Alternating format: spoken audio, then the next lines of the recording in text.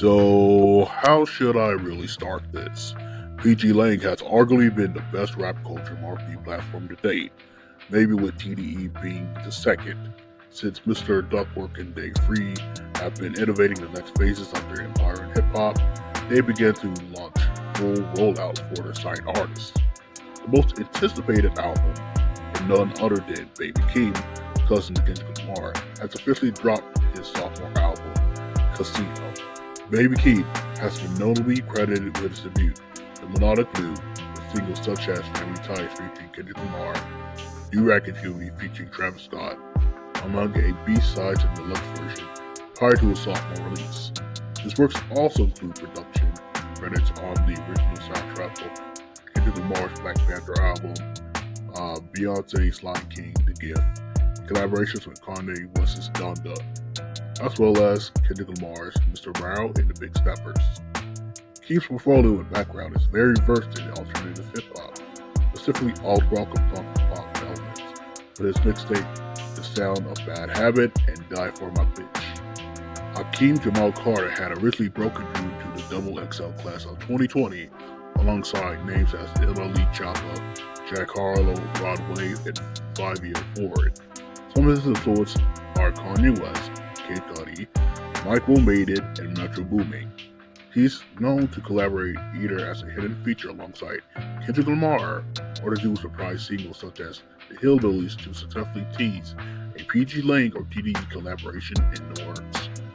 Considering the 3-part episode documentary leading up to Casino, the online barbershops have grown to appreciate Baby Keem's album more than every release that dropped this year. And then we're looking at the reception so far.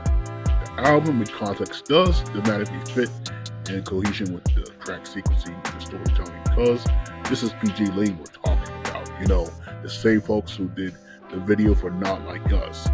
Almost day one, this album has been called a classic, a masterpiece, and an overall greatest album dropped in the quarter of this year by far. What's more, it happened to knock the fall off from its number one spot on the Billboard. But like I'll say here, like I said again, I don't give a damn about sales and charts placement. The highs on the album were mostly in above average production and an introspective storytelling on most of the tracks. You could say the vibes were done well enough to keep it from being redundant and in a playful manner without losing too much balance. I'd even say if you were a fan of Keem's previous project, this one may be a favorite or at least a great sequel for him to expand as an artist. I did find myself relating a fair bit to Keem's domestic situation and remembering what it was like to have a family member or relative that possessed an estranged or disconnected relationship with in the past. Not having the space and ability to express one's trauma as a black man is definitely worth something for many. I would even say Keem has more or less moved a few casual listeners to be his fans to a degree. But that's as much empathy and praise I'll give this album, period.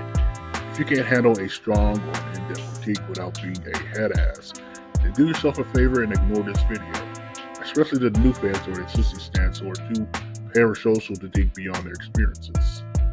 Baby Keem is a byproduct of not just the melodic rap era, but damn near SoundCloud era, and somehow I find myself wondering if the gamble was worth the risk. By the risk, I mean releasing this album at a time where we get IDK's mixtape, ETDS, Rock Marciano's 656, and dare I say J.Cole's The Fall Off or A$AP Rocky's Don't Be Dumb. Is it just me, or am I the only one that doesn't believe this album lives up to a top 5 album this year? I'm going to use this term loosely. New Black Gen Z pop star rapping. Say it with me. New Black Gen Z pop star rapping. Let's pretend for a moment that The Fall Off, ETSD 656, or Don't Be Dumb doesn't get released during this time. Keep in mind that expectations were still high regardless, and we're only comparing this to other albums or artists that are within the scope of his lane. Let me be clear, not all bodies of work are made in the image of perfection. Beauty is often in the eyes of the beholder, and frankly, what is another man's trash is another man's treasure. Some great French professor teaching literature on campus may think this album is on par with Emile Zola's work and give him a Nobel Peace Prize. Or some goofy old yapping uncle with a cap on his head suddenly gets put on game miraculously with his first melodic rapper enjoys it double, maybe even triple times than any album that's not just about rap, like Cool Story Bro. Yet I'm picking up some very delusional takes from both sides that don't want to address the real elephant in the room. This album is not as great in rapping, vocals, or songwriting as some of the other anticipated and lesser known works to date. You see, this is where I make the distinction between Baby Keem and other melodic rappers such as Redville, Saba, Smeeto, and when he does drop, Anderson .Paak, where we're actively looking for people that exceed the bar in their respective crafts and rap. Hell, I'd even put IDK and JID in there too. But personally, I feel that's a little too unfair since Keem wants the world to know that he's not a lyricist. Sorry, but I refuse to let y'all say this is even remotely close to peaking greatness in rap. Secondly, Baby Keem gets away with way too much grace musically when it comes to how he chooses to experiment with the same cadence and flows and pocket that Kendrick Lamar would normally do. Because to me, it seems like Baby Keem embodies the persona of Kendrick if he were indie and truly went black hippie when it came to his rap music career. By fans, new and existing, convincing the internet that Keem is just Kendrick Lamar on 808s and melodic runs, you expose the greater flaws in his imitation. 2026, and it's about time I say it here. I need rappers who really want to rap.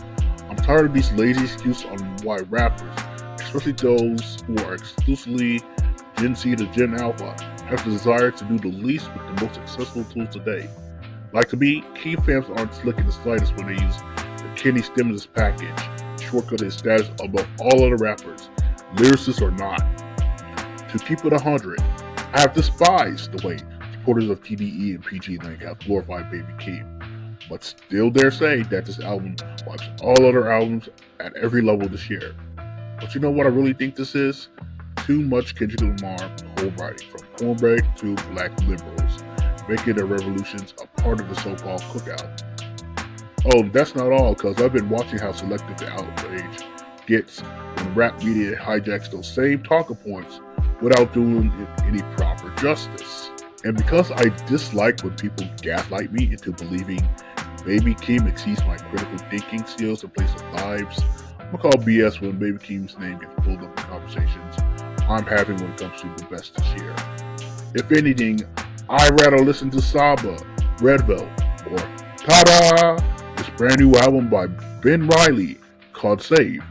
It literally does more creatively wise and conceptually exceeds expectations without sacrificing or going too bar heavy in the raps. I can almost bet your favorite rap media personality is going to highlight Ray Vaughn from the On the Radar cipher and go back to snooping on the internet for something Drake, Cole, or Kenny Coded to type up in their half-hour video.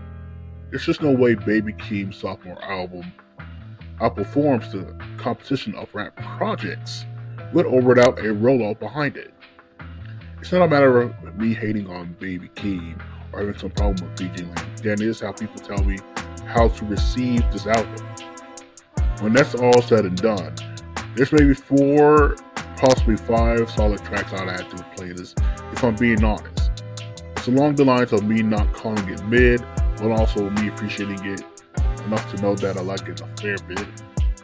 And if this is supposed to be hip-hop, then we can all have a conversation on finding grounds to debate when it comes to comparisons. My window's still open, and just feel free to tag me, because it's not hard to do so. To this day, I'm not going to lower my standards in hip-hop to appease a generation in the culture that buys in narratives and sells out old rhetoric to get their viral moments. To keep it blunt, y'all can keep pushing those little ideals that y'all want to romanticize people's trauma into your own entertainment, but you can't fool me into your reality. Tick tock. Time is running out, and I'm itching to go live and talk more about this.